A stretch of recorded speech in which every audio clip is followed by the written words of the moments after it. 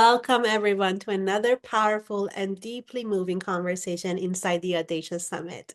Today, we are diving into a story of faith, power, and breaking generational cycles. If you've ever felt like you were meant to be the one in your lineage, to do things differently, to dream bigger, to break free, to rewrite story, this conversation is for you. It's going to blow your mind. Priyanka Venketesh is a coach, astrologer, and a sacred arts mentor who helps women step into their highest timeline by healing ancestral cycles and unlocking their fullest expression. But before she became a guide for others, she had to make one of the boldest choices of all, rejecting a predetermined faith and choosing a different path of herself. Got goosebumps all over my body. She was told she would follow the same cycle as the women before her, but something inside her said no. So today we're talking about what it means to be the first in your family to break a pattern, the first to claim your own destiny, the first to choose a new legacy. Priyanka, I'm so excited to have you here. Before we dive into the work that you do now, I want you to take us to the moment when you heard the astrologer's prediction for that what they said. I'll let you say what they said, but for so many people that could have been just another story of fate playing out, but for you, it became a defining moment. Can you take us to that day? What was happening? What happened inside of you? And let's do this. Let's go. Yes. First of all, I'm so honored to be here, and I'm so honored for everyone who's listening in because it's a bold conversation to even have to claim that word for yourself, to be audacious. And that is exactly what I felt that day as well. Because I come from a lineage of women who were married off at a very young age, who did not have the opportunity to work or to fend for themselves or to create a beautiful, financially free life. My grandmother was married off at the age of 16 to a very abusive and emotionally abusive man. Same was the fate for my mother. And so I went to this astrologer because I was going down a path of a regular 9 to 5. And I knew I was encountering instances, circumstances that were not for my highest good. And on top of that, I was being bombarded with marriage talks, marriage conversations, as many of South Asians who are listening in know that is the case. And so I went to this astrologer and I asked her, what is my fate to be? Because I'm coming across so many walls. I'm getting rejected for a master's degree that I wanted to go to. And then I was getting bombarded with bosses who were just so toxic towards me. And on top of that, I'm getting told that my fate is to just get married off, just like every other woman before me. And so I went to this astrologer. And she sat across from me and she told me that my fate was not only going to be the same, but much worse. And so that felt in my body like a no for the first time because she told me my fate point blank. I feel like in that moment, God came to me and said, no, not only no to your fate, not only no to your declaration, but also to the way that you're saying it, to the arts that you've taken and tainted in the way that you're delivering it. No to everything, no to this woman. And as soon as I heard that no, the astrologer followed it up by saying that for 15K, we can do a ritual that reverses it all. So that's when I knew that this was, of course, a no. And so from that day onwards, I took fate in my own hands. And I decided that it was going to be whatever I created it to be. I wanted to be audacious. I wanted to be the first in my family. There was no one else that came before me. I was going to be the first. And there was no one else who could do it before. I was the one blessed to have that opportunity. And that was the day I decided I was going to be the one. Hmm. Wow. So you were Yeah. told that your life would follow the same, even worse, that this is something that you only if you pay 50K, you can get rid of it. But you didn't pay the 50K, but you decided that it was going to be a no. Was it an instinct? Was it defiance? Or was it something deeper? What was it? I truly believe it was God. I truly believe that that day, the voice that told me no was God. Because I don't feel like, and it was the most ironic thing that that was the day that I ventured off on my own. and I became a coach and I became an astrologer because it was that moment that defined for me what free will, what taking matters into your own hands, what destiny is. And I feel like that was God because if it hadn't been for that, I wouldn't be here and I wouldn't be telling other people, other women, the same message that there is a destiny you can create for yourself. There is a path you can create for yourself. There is a karmic cycle that you can break by yourself. And so I feel like it was God. God. It was God. And oh my goodness, as you say that, I'm like, of course it was God. Because when we're coming from a place of defiance and just wanting to go against something because it's coming from a place of, I don't want to say ego, but more like you can't tell me what to do. And not that that's not a beautiful thing, but I don't feel like there is that certainty in that. I feel like there is that it's all on me to prove them wrong, all on me to make sure that I am not going to follow. But when you hear God say that, when you feel like this is not just my own voice, but there's something much deeper and I'm connected with the divine, no wonder that now you've created what you have created. But before going there, so you come from a lineage of women whose dreams were cut short. They're your great grandmother, your grandmother, your mother, and each of them have these unfulfilled desires. They had that. What did you first recognize that you were going to be the you heard God say that it's a no, but it also is like it's easy for the moment to feel like something, but then to keep going, to continue to trust that. How did you do it? How did you keep the faith? It's beautiful the way you put that because that is so true. I felt it in that moment that no. And then I was tested so many times after that because it's one thing to feel that decision in your body and it's a completely whole other thing to carry on with it every day, even on the mundane days.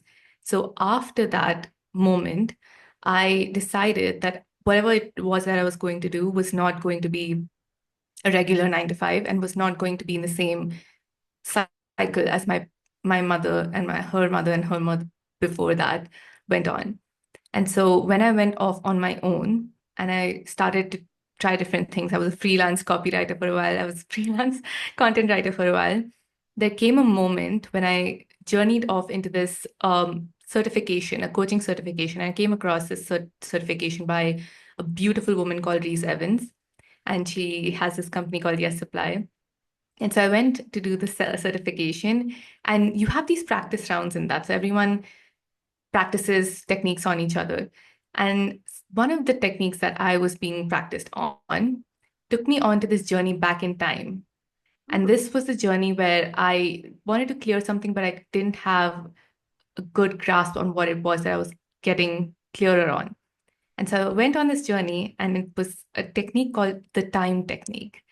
And so I went back and I saw what I first thought was my grandmother, but it turned out to be my great grandmother. And she was in this rice field, like she was in this farm rice field.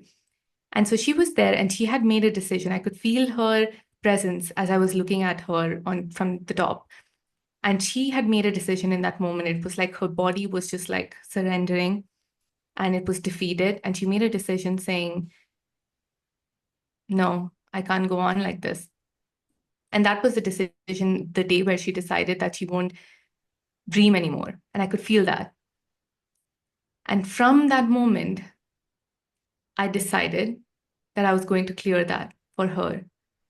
And when I cleared it for her, I came back in time to my grandmother. And it was a moment where she was with her husband, who was not being very nice to her. And I decided that it was not, I'm going to free you. And from that moment, I went to my mother. I decided the same for her. And I came back to this moment. And the next day, I got my first client, like my first paying client. Yes. And that was when I knew that this is the work. The only way to move forward is to clear out all the gunk from the past. And I knew that this is my path for sure, for sure. And I was so convinced from that day onwards, and that conviction hasn't left my body ever since. Wow. as you rewrote history. You literally went back in time and Mm. cleared your ancestors, the pain that your great grandmother, your grandmother, your mother had gone through. And that just blows my mind of how fast then the results of it comes. Like what a confirmation that after doing that work, you sign up your very first client. And that's just freaking mind blowing. I love that. And I really want to talk about more about the whole ancestral clearing work. But another question that I had for you was because this is something that I, as an Iranian woman, I come from the same region of there are certain expectations, there are certain ways, you know, it may be, it may not, we may not exactly look people that we're talking to have the exact same thing, but I come from a background that it was expected of me to be either a doctor, engineer, or a lawyer in that sense. And I did become an engineer. I became a civil engineer. I got my master's degree, especially when we moved to Canada. I had this huge burden on my shoulder that my parents made this huge sacrifice because if we had stayed in Iran, it would have been very difficult for me to get into a good university and get the degree and all of that. And then to walk away from that and then choose to become a relationship coach, master's degree to relationship coach. I have my own story of this is the path that I'm supposed to take, and the burden of it, the being different, felt such a big burden. And I wanted to talk to you about that because there are so many women who are in the fear of being too different from their family keeps them small. And when you started to make choices that was nothing like your mom and your grandparents, what did you have any resistance, any fears around it that now that you're gonna be too different, or what that would look like? Yes, I love that we're having this conversation because this feeling that we feel that we're going to be too different is actually not only heightened but multiplied for a cycle breaker. If you're supposed to be the one who's going to change something in your family, this feeling is going to be heightened every step of the way. And it's not something that you do one technique over, you have one session with a coach and it goes away. It's your path. It's the cycle breaker's path to break through something, to break through your lineage, to break through those cycles, to break through those traumas. And so when you decide, actually, let's go back in time Yeah. because before you were even born, and this is why I dove so deeply into this ancestral work, because I could see in someone's chart that they were not only here to do ancestral work, but this is not their first lifetime, that they came back because they were so sure in their soul that they were meant to be the one who changed something in their lineage. So in their chart, I can see that they, as a soul, chose the people that they would encounter, the mentors that they would encounter. And so they come here as a cycle breaker because they have the courage, the grit, and the wherewithal to actually break through everything. And so those feelings are actually heightened because for the first few years of your life, it's actually very, very normal for you to feel like you are alone, like you're different, like you're the black sheep of the family. And it's only going to be heightened if you're the cycle breaker. So when you start to go away from that path of what was set out for you, that's the moment where you step into your alignment, into your divinity, into your chosen path. So but for me, when I started to step into that, not only did I feel like I was doing something extremely bad, but all of the feelings of I'm bringing shame to people, I'm disappointing my family, all of those things got heightened. And in that moment, the only way I could get through it is to get through it because that is the role of a cycle breaker. You're going to break through things. It's going to be heightened. It's going to be very, very painful. But the thing is, I knew in that moment that I would be telling this story to someone else. I knew in that moment that I would be telling someone else that this is not only normal, it's expected of you. You are the cycle breaker, you're the chosen one, you're going to be the first in your family. And because of that story, you're going to be the first for everyone else. So you have to get through it so you can tell the story. And so when I got through it, I now have the story. You definitely do. And when you said the disappointment, I felt that in my body because that's exactly how I felt when I was doing everything differently than what was expected of me when I chose to become a coach, and even when I chose to move out of my parents' house. You know, for the Western world, it's very, very like it's ludicrous for them to think that, you know, you were 30 years old, you were still living with your parents, but that's what is expected of you. It's unheard of for an unmarried woman to move out. And when I did that, when I was 31, and I was at the time seeing my now husband, but back then my boyfriend, and the thought of me living in a house where a boyfriend just could come and go for my dad was just unex not at all acceptable. He threatened to disown me. He told me that if you're going, you'll never see us again, and that not only the fear of disappointing when I was making that decision, but now the whole rejection, the whole um being disowned was so painful in my body and in my every day of my life. And that was this first time that I just sat with it for months and months. And I kept saying, when my dad said that, I told him I love you and I'm still gonna have to do what's right for me.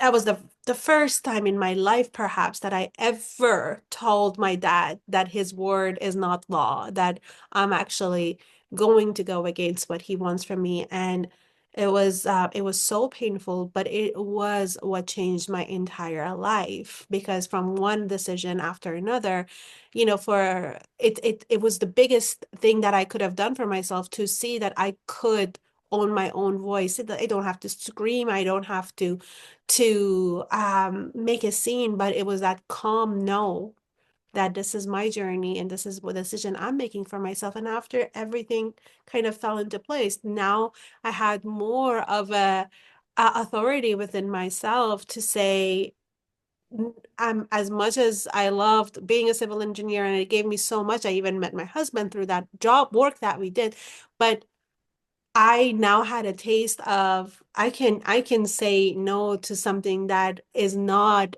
meant for me, but it was predetermined for me. And then the whole journey of becoming a coach, and the rest is history. But I just wanted to say that I really, really can feel what you mean by when it feels so uncomfortable. It feels heightened. It was so heightened for me to change that predetermined faith that, well, my parents wanted from me. So thank you for sharing that.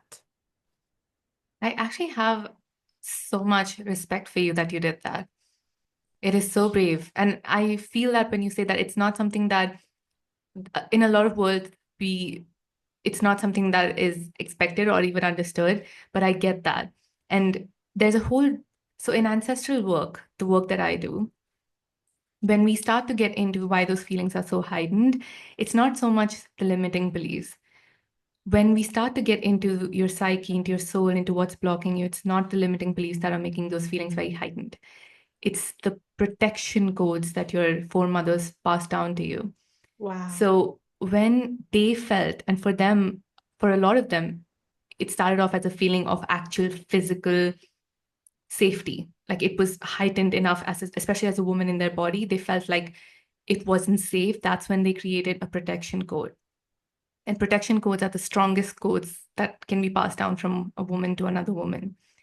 So when it is passed down, usually in our body, when we feel like we're going outside of not only our family, but we're doing something very daring that hasn't been done before, it feels like we're going to get physically harmed. And it's very heightened for women.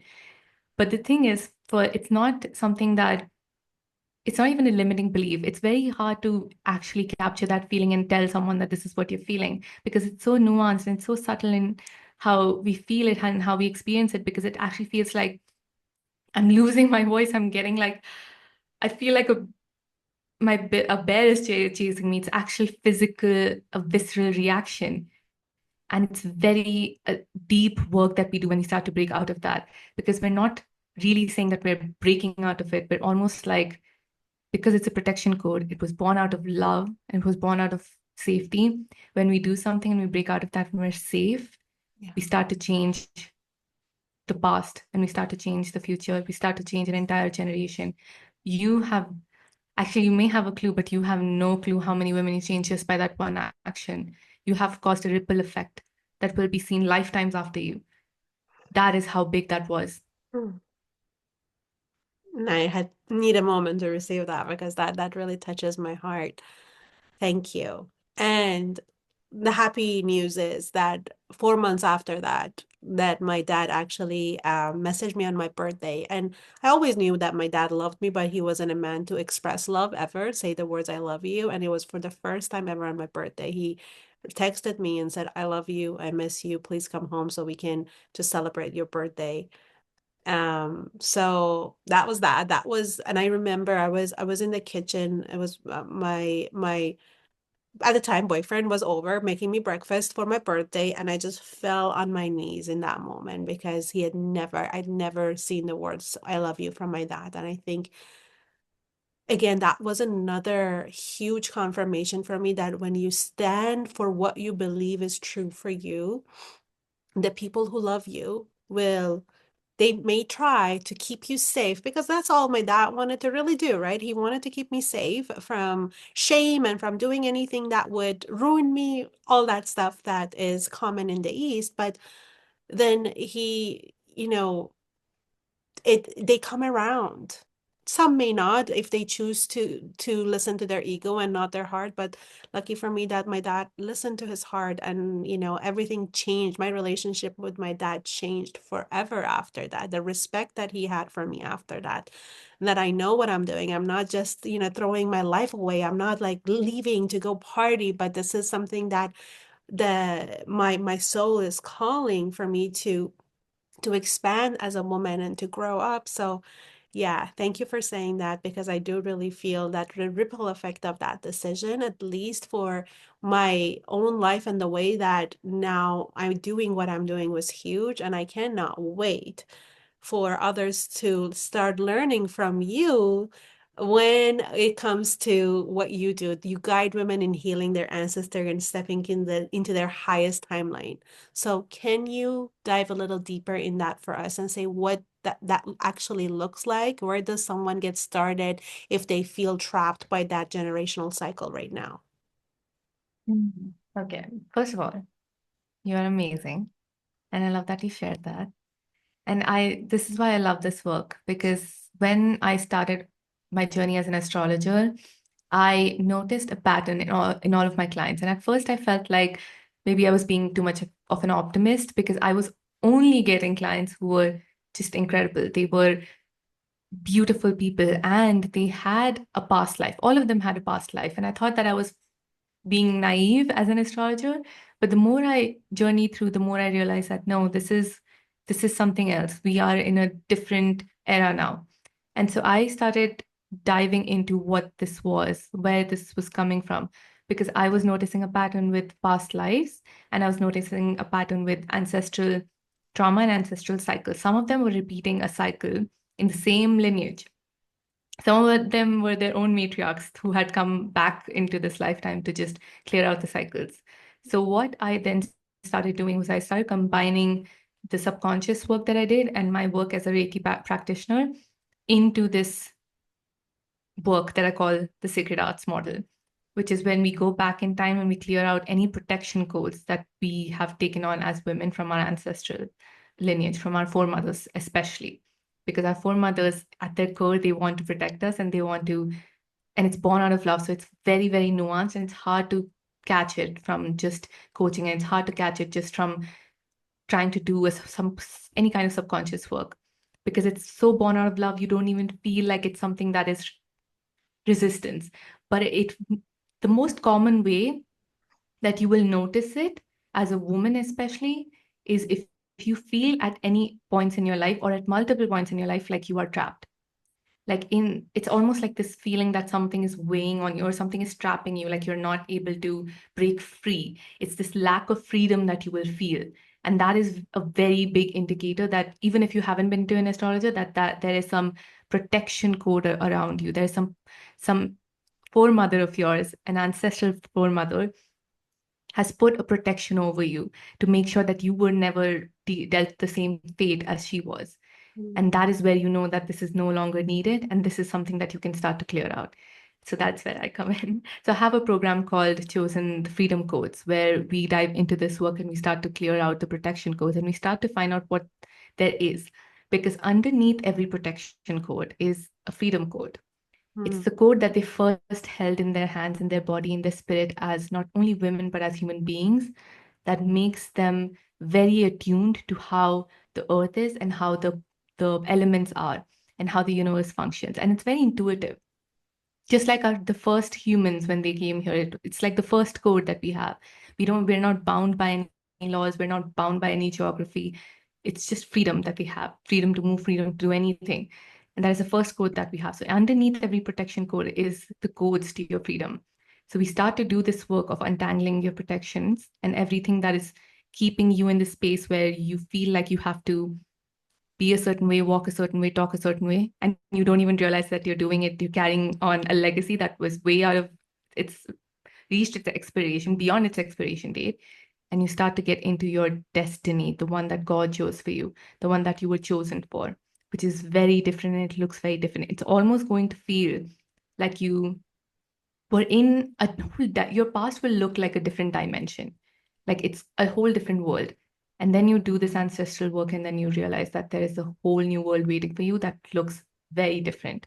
It's going to like day and night, not even day and night, different dimensions. So that is the work that we do. So we go back in time and we clear the safety codes that you were given, not just the limiting beliefs, because limiting beliefs are actually easier to take out because you can feel them as resistance. Protection codes are just you feel protected, but you don't realize that you have this lack of freedom that you will feel at certain different points in your time.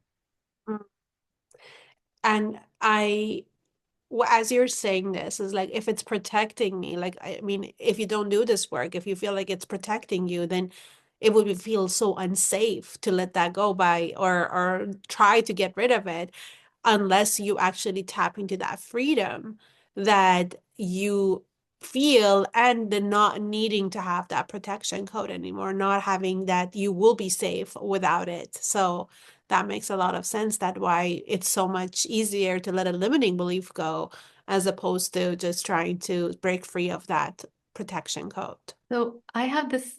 So the reason why the protection codes are so ingrained in us and why our foremothers created them subconsciously, unconsciously in the first place is because they had no one to protect them.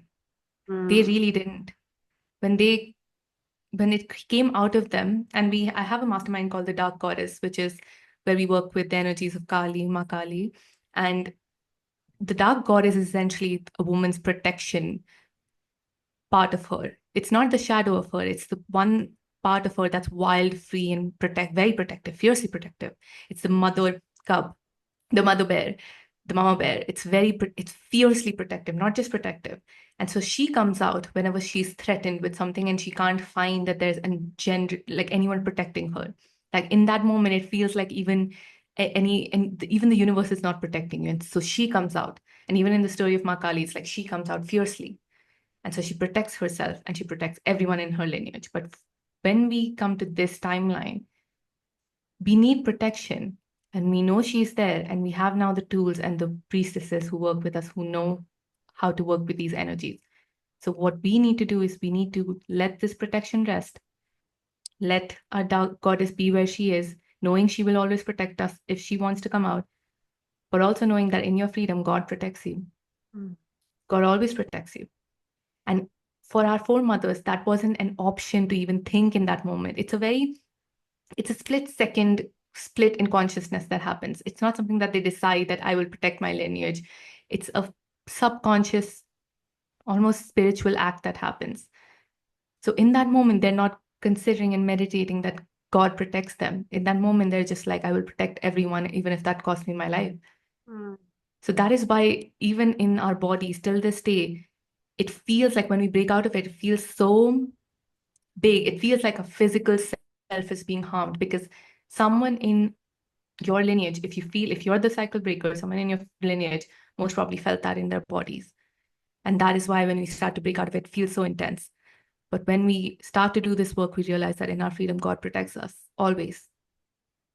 That's a quote, like right there. In our freedom, God protects us always. And oof, that's incredibly powerful. And as you were talking, Priyanka, I was thinking about how, again, going back to the beginning of your story where the astrologer was telling you what your fate is going to be, you're also astrologer. So what is the difference between the common things that people go to the astrologer for and they hear, and from what true astrology is in your world? So I feel like astrology has been distilled and adulterated a lot to just make sure that people understand themselves. Because when you go to an astrologer, your main intention is that you feel understood, even if you don't admit that to yourself. When someone says that, oh, you're a Libra, so you're this, it feels really good in your body. So it had to be adulterated to make sure that people feel heard, they felt seen, especially if the world wasn't making them feel seen. So Mm, that's the part of astrology that most people, it's easier to digest. What's harder to digest is that it is in your hands. That what the planets are doing is they're actually showing you as a mirror what state your consciousness is in. And through that mirror, they're asking you, they're not telling you, you have a moment in this consciousness to change your will. I wrote this thing in one of my newsletters that free will is not the will to do anything we want. Free will is the will we use to become free. So in that moment, what do you choose? Do you choose that you want to keep going in the pattern of thinking, in the pattern of belief, and staying stuck in this feeling of lack of freedom? Or do you choose that there is a greater, more unknown realm available for you? And here's the paradox in astrology. And this is going to be like, that's why I said this is the harder part to digest. You make a decision that no astrologer can see in your chart. They truly can't see. You can go to an astrologer and you can ask them, tell me my future, and they will tell you your future, and then you will make a decision whether you want that or not. And sometimes if you decide no and you create something else, they won't be able to see that, at least not the astrologer you went to. And then you go to an astrologer and you tell them, what was it in my chart that made it so that what I manifested happened, and they will be able to see it in your chart. So the mm. way God has created this is that it's always going to be a mystery until the day you decide and look back in hindsight, and all the mysteries will be revealed to you. So what you go to an astrologer for is you make a decision and then you tell them, what is it in me that I need to change? What is in my psyche that I need to change? What am I not seeing in my past life? What am I still carrying from my ancestral line that I need to clear off? And then you create whatever it is that you want to create, that you decided you will create. But if you go to an astrologer to ask them, what is my future? Most probably you will either get the wrong answer, you will get something that validates your current reality, or you will, if the astrologer is very conscious, they will be able to see something in you that you haven't seen before. But can you receive that? Can you digest that? Can you hold that in your body? That is, again, up to you. Wow, that reminds me. I kind of had forgotten about this, but I went to astrologist. This was as had started my business. I was still working in the corporate world, but I had just like started to coach people. And I asked, I don't remember exactly what I asked about it, but I did say that I think something along that like I'm starting something new and something a coaching business. And she blatantly told me, no, you would do much better in to work for somebody as opposed to be an entrepreneur. And I immediately felt no. And that kind of, it's interesting now as you're saying this, it's making more sense when it's like the decision when she said to me is like, no, that's not my truth. That's not what feels good to me. So I wonder if that played a role again in my like taking my destiny in my own hands. And when that moment of you hear the word no, that comes from a much deeper place as opposed to because most of us we go astrology, even to fortune tellers, tarot reading, and all of it because we're looking for some sort of like save me, like help me, tell me that there is hope. But I think the truth of it, the most empowering thing comes when you hear what you don't want to hear and you still are convicted instead of feeling like, oh, I guess I can't have that. Woe is me. I better let go of my dream. So that's really interesting when you said that. Yeah, and most of the times when we go to an astrologer, you are absolutely correct. It's something that in us wants to be validated, whether it's our defeat or whether it's like, no, I actually want to hear what my fate is so I can say no to you. So I can say no to anyone who will, even in the future, say that this is, if an astrologer, someone who quote unquote can see your future, is telling you something about you and you say no to them, anyone else who comes after that, you can say no to. You can be like, no, I believe in myself because a fortune teller told me and I still didn't believe it. And the best way that I found, because astrology is also, it's presented as if it's like, it has a lot of scientific stuff in it, but at its core, it's divination. And Mm, so divination and channelers and anyone who practices the sacred arts, let them find you. So, in every story, in every, especially like those old, like very magical Disney stories, when they move with their life and they're trying to figure themselves out and they are in this valley and some fortune teller comes across them, that's the best way because they will find you. If God has a message for you, mm. it'll send someone and you will either come across a post and you'll be like, I don't know. Maybe even if I don't believe in astrology, something about that person draws to me. Go when it feels like you are drawn to the person. That's when the best answers come through. As you said that, a huge part of my story when everything changed for me was that when I went through my biggest heartbreak yet, this was something that came out of a left field. It really brought me to my knees, and it was a moment of when the man that I was madly in love with, I felt like he was the absolute one. I found out that he was married. So that literally crushed, like I felt crushed by it. And I remember praying to God and saying that I can't, because I had a pattern, not married man, but it felt like one unavailable, emotionally unavailable person after another. And then it got to the ultimate unavailability of someone being married. And I remember praying to God and saying that if you're there, at that time, I had like a very on and off relationship with God. I said, if you're really there, like now is the time to show me because I can't take this anymore. I just can't. Show me that you're there. And then the next day I was walking in, I live in Toronto in a market called Kensington Market, and I just felt pulled to go into a store that it wasn't psychic. There was something about, I can't even remember what the writing on it was, but I went in there and I had a conversation with a woman there, and it completely changed the path of my life because she introduced me to law of attraction, to understanding the whole that aspect of a spirituality that I was not at all familiar with. So, as you said, that it was literally that I wasn't seeking.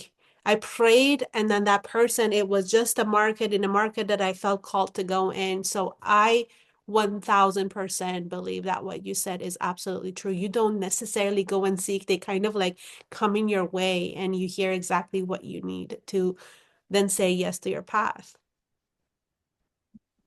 You know what came to mind as you were saying that? For some reason, I kept seeing that Rumi quote, what you seek is seeking you. Like it just kept flashing in my mind because it's so true. So true. Ah, my goodness. Ah, yeah. This conversation is just like making my soul soar. So I absolutely love it. Priyanka, tell me a little bit or tell us a little bit more about Chosen. So you have a master class called Chosen, and this is for the woman that wants to do the ancestral work. Yes, I created Chosen the masterclass when something happened in my life that brought in a miracle. In one day, I healed the relationship that I had with my father. I had a 10K day and all of this happened when I was in my ancestral home, like in Chennai, Tamil Nadu. And so I realized in that moment that I felt like I had entered a whole new world. And so I sat with God and I asked what this was, like, what was this happening? Because it didn't feel like my past. In my past, all I felt was that I was creating out of this striving, I was creating out of breaking through things. Everything, even my coaching containers were for the women who were breaking out of something or were going through a rough patch and wanted to get somewhere. And suddenly in one day something changed. And so that's when I got this download. What happens in a cycle breaker's life? Because for a cycle breaker, the first part of their life is to break through any and all generational cycles and those protection codes. It's to unravel all of those protection codes. And some of the protection codes that they unravel will still go on as their next, as they grow in their life. But it's breaking through those generational traumas and breaking through those generational cycles. That's the first part of it.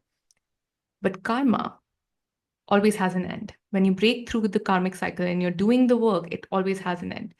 So I had this download that for a lot of cycle breakers in the collective, the karmic cycle had ended. In 2024, there's a karmic cycle ended and a new journey was beginning. And in a moment where through the tears or through their brave decision or through whatever it is that they did, they broke the cycle, the karmic cycle that they were chosen for. And in that moment, God saw them and God said, "This is my chosen one." And that's when I created Chosen the Masterclass. What happens after the karmic cycle has ended? What will your life look like now? What if nothing that you do now has to be born out of breaking through things, having to create out of nothing, having to strive towards something, always having to do the limiting belief work? What will your life look in the next dimension? And so I had this download and I put it in this masterclass, which is beautiful. And everything that I channeled in that masterclass is still happening in my life. So this new journey is for the chosen ones. This new path is for the chosen ones. In your new dimension, in this new timeline as the chosen one, you are no longer the first for your family, you'll be the first for the world, which means that you will have to claim a role where you will be the representation of whatever it is that God chooses to give you. Whatever it is that God chooses to give you, it can give you wealth, it can give you love, it can give you whatever it is, but you will be the representation, the ultimate representation of that. So that's why I created Chosen the Masterclass. Wow.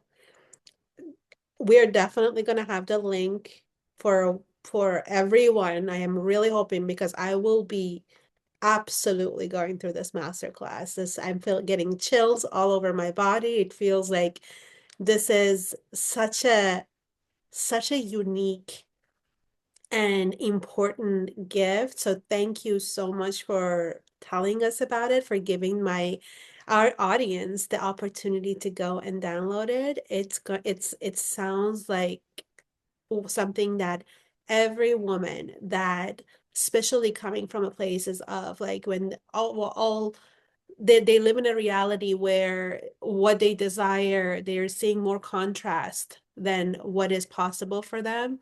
So they need that bigger work that gives them the conviction and gives them the permission, gives them the tools that they need in order to go forth, because it is not for the faint of heart. This is not easy to, like you said, when everything in you is heightened, when you have been given all these protection codes, to break free from all of that. So thank you so much for having that opportunity for us. It's my absolute honor. I feel like a lot of women are now claiming something that they haven't had a chance to claim before. So I'm honored to give this. Ah, I'm going to ask you one last question because I think this is going to be what I want to hear from you, really, is that when you think about the next generation, the women that will come after you, what do you hope that they will inherit from your journey? My courage, Mm, my conviction, my mm. truth. Ah, Yeah. and you are courageous. And anyone, the women that will come after you, they will absolutely inherit it. And for the work that you do, for the digital footprints that you're putting out there, for all the work that, thank God for technology, thank God for all these opportunities, because we don't have to go into like old libraries and looking through thousands of books to find the truth. Now it's at our fingertips, and what a gift it is. So thank you. Thank you for making that available, not just for the women that come after you in your own lineage, but for all women. Thank you. We I will have received that. a link in our notes, and we will also have Priyanka's social media. You are on Instagram. What are the most fun places that you like to play on social media so our audience can come and get all the goodness from you? Yes. So the place that I'm the most at is Instagram. So if you want to follow me anywhere, Instagram is the place. But the place that I play the most at is Threads. Any channel that I get, and sometimes I get very specific channels for someone. So Threads is where I go. For some reason, it just pulls me. So if you want to receive channels and want to be that one person who I've channeled something for, then Threads is the place for you to be. Perfect. Well, all of that in the notes. Priyanka, thank you so much for this beautiful conversation, for who you are, for what you have done and what you're creating. You are such a light, and I'm so, so, so privileged and honored to have gotten to know you even deeper. We are in a mastermind together, but to have this conversation with you, it's been an honor. Thank you. Ah, it's an honor to know you. You are just the most incredible woman I've come across. So I'm honored to know you. Thank you. I love you.